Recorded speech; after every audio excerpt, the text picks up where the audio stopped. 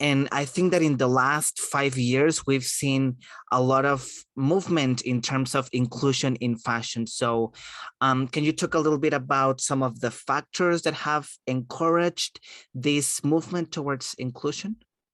Yeah, of course. So it's definitely correct to say that in the last 5 years, we've seen a lot of changes with respect to diversity, representation, and inclusion in fashion, both in terms of sort of mass fashion or what we might call commercial fashion. So those are big box retailers, but also in the couture space.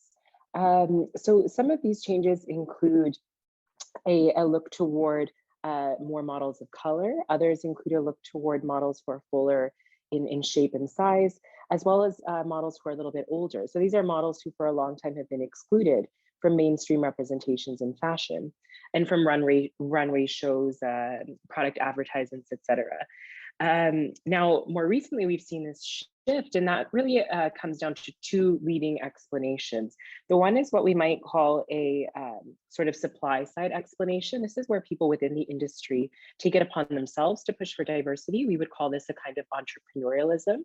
So industry leaders may, look out at the scene and say, we need a little bit more diversity. And so select models who are more diverse along a number of different axes, and then cast them in, say, mainstream shows or for advertisements and commercial images.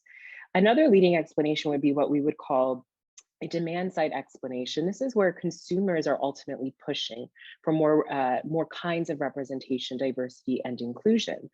And when this is the case, industry leaders do tend to listen. It depends on how sustained that consumer demand is for diversity. But in the last 5 years, we've definitely seen a sustained a push from consumers who are really hungry for models and images that represent who they are, that look a little bit more like them.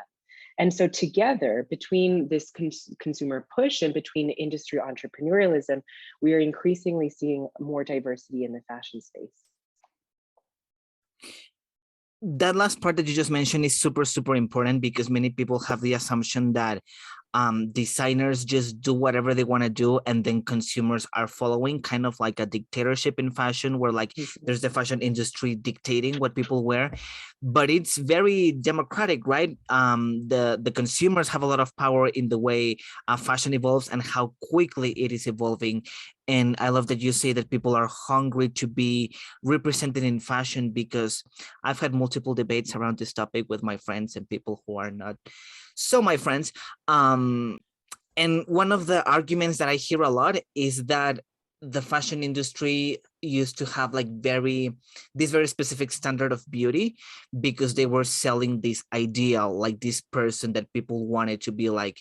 But in the process of trying to become this person, eating disorders happen, lots of low self-esteem, mental disorders happen. And we started to realize that this is not a healthy lifestyle, and this is not a way in which consumers want to consume fashion anymore, right?